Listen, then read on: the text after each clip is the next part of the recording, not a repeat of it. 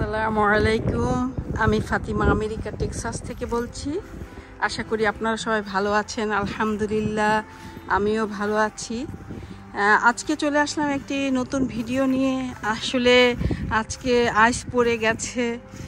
কালকেই দিয়েছিল আবহাওয়া বার্তা যে আজকে আইস পড়বে, তাই আমি খেয়াল করিনি, কেননা কালকে একটু কাজ করেছিলাম, ব্যক্তিগত কাজ, তাই এই যে সংসারের কাজ করতে পারিনি। তাই এসে দেখি যে আল্লাহ, বিকেলবেলা চলে আসছি, এসেই দেখি যে আইস পড়বে। যখনই শুনলাম যে আইস পড়বে তখন তো আর কি করব, যে দিশে পাচ্ছি না। সব গাছগুলি আমার যে টবে ছিল সেগুলি সব ঘরে নেওয়ার ব্যবস্থা করতে পারিনি। বিকেলবেলা কিছু নিয়েছি, আর আমার হাজব্যান্ড আসার পরে রাতে 10টার দিকে সব নিয়েছি। কিন্তু এই যে 10টা পর্যন্ত, ওরে বাবা, এত শীত ছিল যে বলার মতো না। যাই হোক, আমি আগে একটু দেখিয়ে নেই যে আমার যে এত সুন্দর ফুলগুলি ফুটেছিল, এই ফুলগুলি সব নষ্ট হয়ে গেছে। এখন বোঝা যাচ্ছে না, কেননা ওরা কিন্তু হয়ে গেছে, নরম হয়ে গেছে। ওরা এখন নষ্ট হয়ে যাবে, আর গাছগুলো একদম নষ্ট হয়ে যাবে। যদিও গোলাপ গাছ মরে না, তারপরে গাছগুলো আর কি উপর দিকে নষ্ট হয়ে যায়। যে ওই যে গাছগুলোর জন্য অনেক খারাপ লাগছে। যাই হোক, আমি দেখাচ্ছি আমার গার্ডেনটা। এই যে গাছগুলো, এই গোলাপগুলো একদম কালচে হয়ে গেছে, নরম হয়ে গেছে।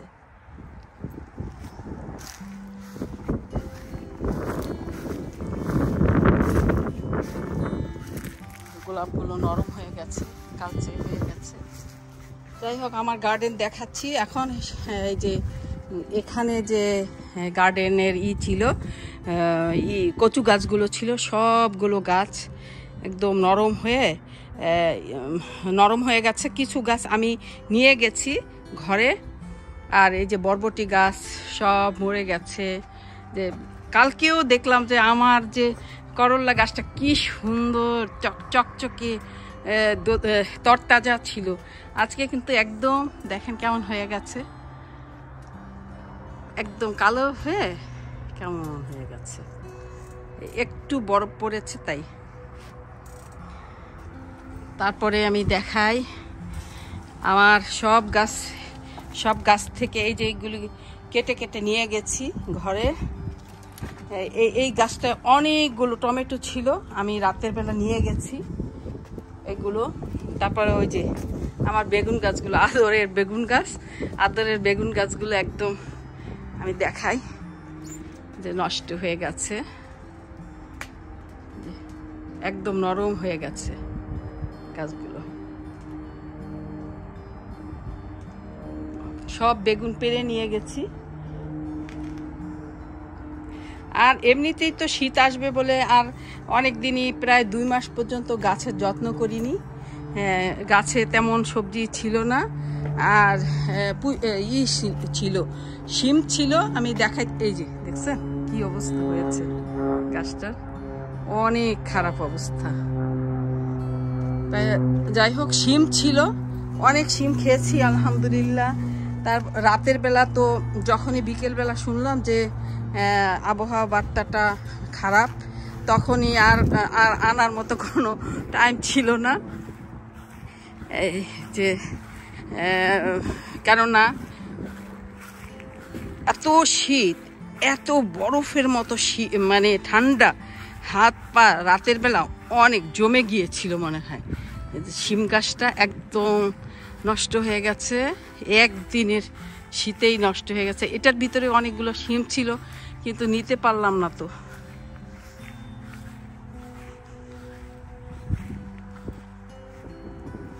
শিম ছিল তো নিতে পারলাম না।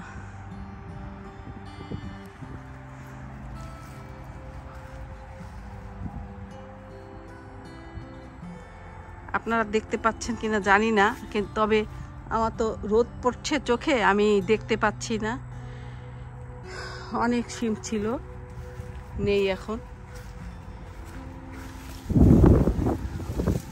বাতাস ঠান্ডা, কিন্তু অনেক ঠান্ডা, এখন কিন্তু মাইনাস চলছে, -4 চলছে।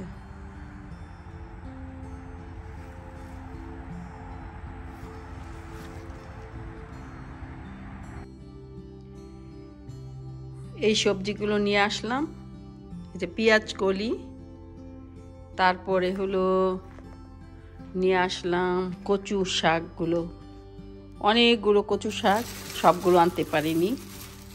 তারপরে আজকে সকালবেলা অনেকগুলো ফেলে দিয়েছে কচু শাক, অনেকগুলো, একদম বস্তা ভরা, এই বস্তাটা ভরা কচু শাক। তারপরে এখানে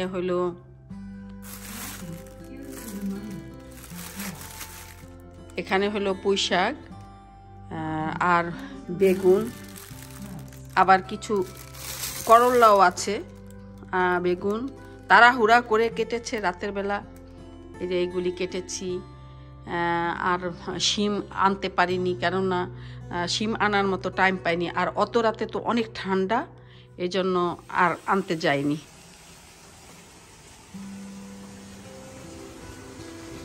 কচুগুলো সিদ্ধ করে ফেলতেছি, কুটে ধুয়ে নিয়েছি কচুগুলো। আরও অনেক কচু আছে, এগুলো সিদ্ধ হলে ওটা দিয়ে দিব। এই তো আবার দিয়ে দিলাম, আগের কচুগুলো সিদ্ধ হয়ে একদম কম হয়ে গেছে, আবার দিয়ে দিয়েছি এখন। এই তো আলহামদুলিল্লাহ সব পুঁই শাকগুলো কুটে ফেললাম, এই ডোগাগুলো আর কি ফেলে দিব। যেখানে আর কি গাছ লাগাবো আমি সামনের বছর, সেখানে রেখে দিব। এগুলির উপরে মাটি দিয়ে তারপরে আবার লাগিয়ে ফেলবো গাছ, নতুন গাছ। আর এই যে পুঁই শাকের বিচিগুলো রেখেছি, এগুলো আমি গাছ লাগাবো।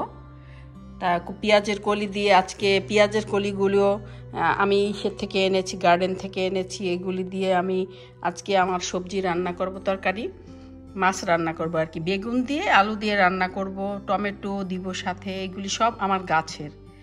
আর এই বেগুনটা পাকিয়েছি, এটা থেকে আবার চারা করব।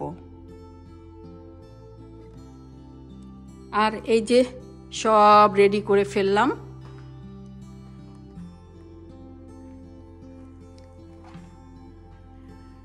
সব এলোমেলো হয়ে আছে আমার, কেননা সব রেডি করে ফেলেছি। মাছগুলো ধুয়েছি, ম্যারিনেট করে রেখেছি, তারপরে হলো শাকগুলো সব ধুয়েছি। আর এই যে কচুটা হয়ে গেল, কচুটা আমি করে ফেলবো, এখন উঠিয়ে ফেলবো। একটু রান্না করব আর একটু আমি ফ্রিজিং করব, ডিপে রেখে দিব।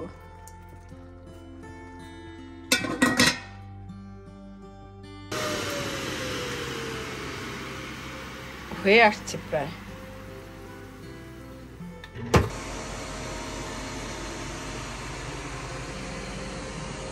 এই তো এখন রান্না করছি, মানে এইগুলি আগে প্রসেসিং করে নেই। অনেকগুলো পুঁই শাক 3 বারে সিদ্ধ করছি। এই তো এইগুলো আরেক সরকট সিদ্ধ করে ফেলছি। আবার এই আরেক কড়াই দিয়েছি। এতগুলো পুঁই শাক কুটতে বোঝেনি তো কত সময় লেগেছে আমার।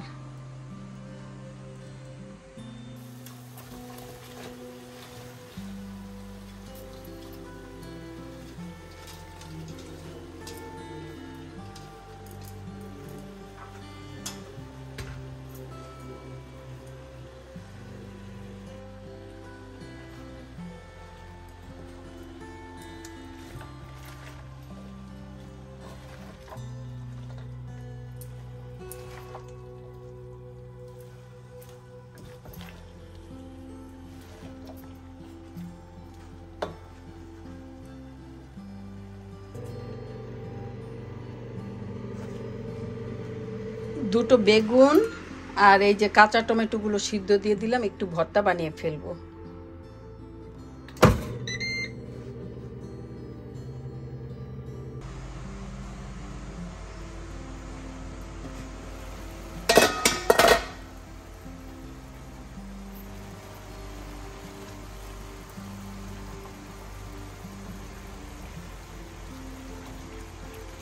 শাকটার থেকে এমন সুন্দর সেন্ট বের হয়েছে, খুবই সুন্দর, কেননা আমি তো সার দেই না শাকে, কখনো আমি কোনো শাকেই সার দেই না।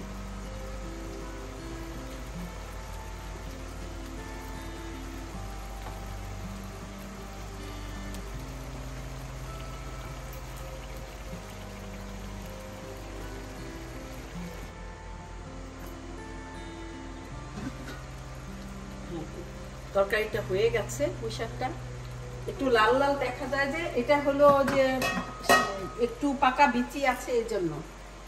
এই যে পুঁই শাকের পানি যে সিদ্ধ করেছিলাম যেগুলো, এটা খেয়ে ফেলবো আমি, এখন পানিটা ফেলবো না।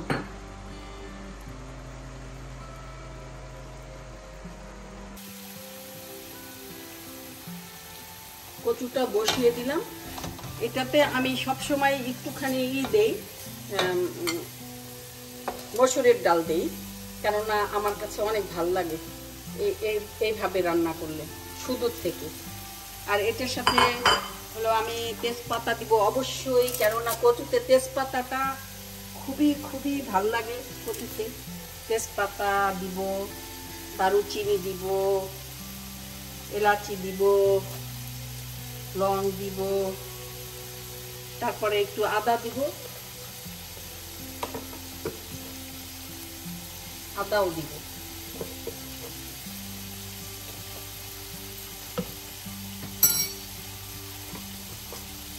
আর রসুন দিব।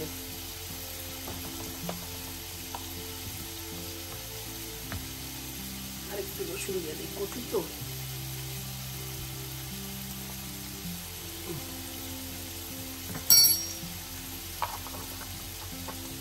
আর হলুদ দিয়েছি আর মরিচ দিয়েছি।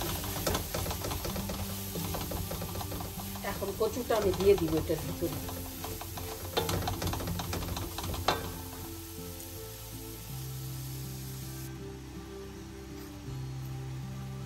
কচু তরকারিটা হয়ে গেল, জিরা দিব এখন।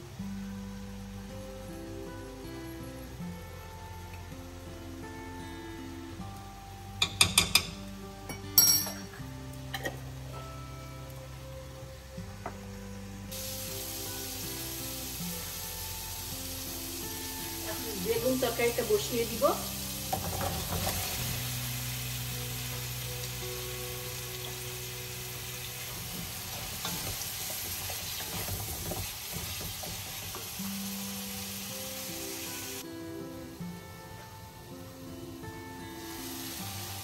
এখন পানি দিয়ে দিব, আর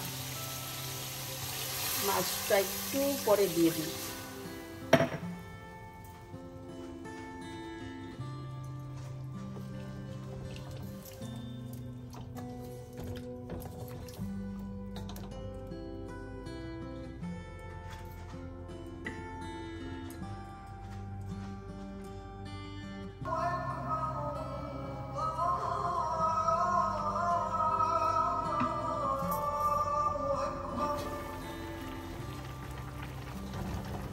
তরকারিটা হয়ে আসছে প্রায়।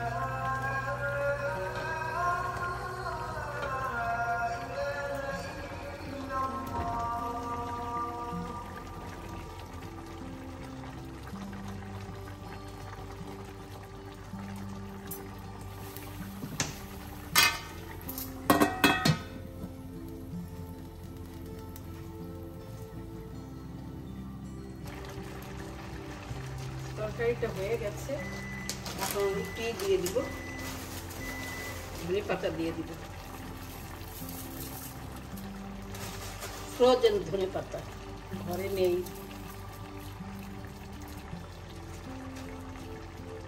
আর একটু দিব ফ্রাইড অনিয়ন।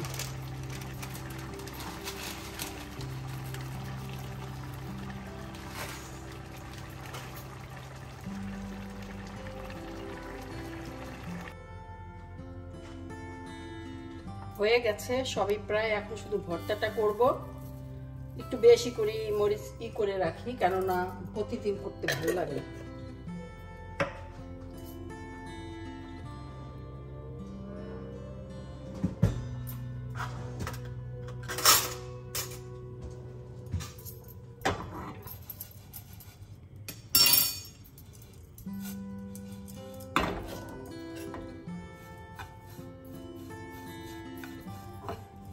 তেলে রেখে দিই আমি সবসময় একটু বেশি করে। প্রতিদিন টালা একটু অনেক কষ্টের ব্যাপার, কেননা এত কষ্ট করে একা একা কাজ করা অনেক কঠিন ব্যাপারটা আসলে।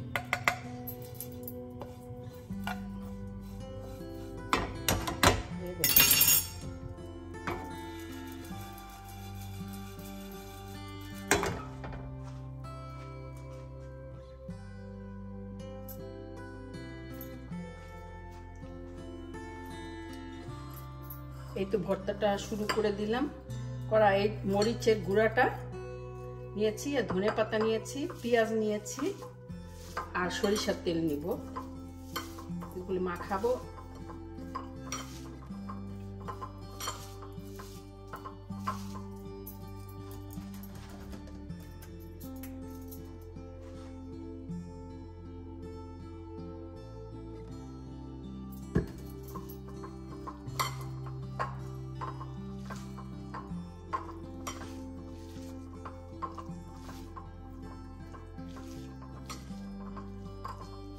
পেঁয়াজটা একটু ভালো করে চেপে চেপে নরম করে দিলে ভালো হয়। আমি যখন সিদ্ধ করেছি এটা তখনই লবণ দিয়ে ফেলেছিলাম, তাই এখন আর লবণ দেইনি, কারণ আগেই লবণ দিয়েছি। এখন দুই ভাগ করে দুইটাতে দিয়ে দিব। এটা হলো বেগুনটা।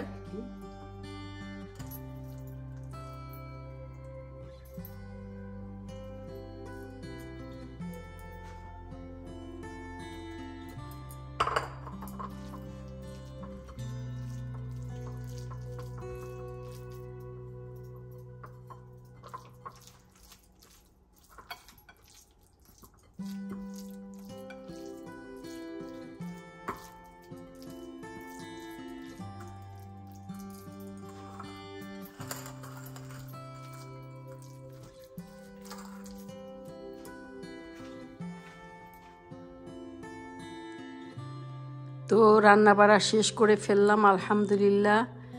অনেক কাজ করেছি আজকে। এই তো কি রান্না করলাম আমি দেখাচ্ছি। যে এইগুলিতে এখনও ফ্রিজিং করতে পারিনি, এখন করব ইনশাল্লাহ। আর এই যে রান্না করেছি দেখাই আমি। আজকের মতো এখানেই বিদায় নিচ্ছি। আপনারা সবাই ভালো থাকেন, আমার জন্য দোয়া করেন। আর আমার ভিডিওটি যদি আপনাদের ভালো লেগে থাকে তাহলে প্লিজ সাবস্ক্রাইব এবং শেয়ার করে দিন। আসসালামু আলাইকুম ওয়া রাহমাতুল্লাহি ওয়া বারাকাতুহু।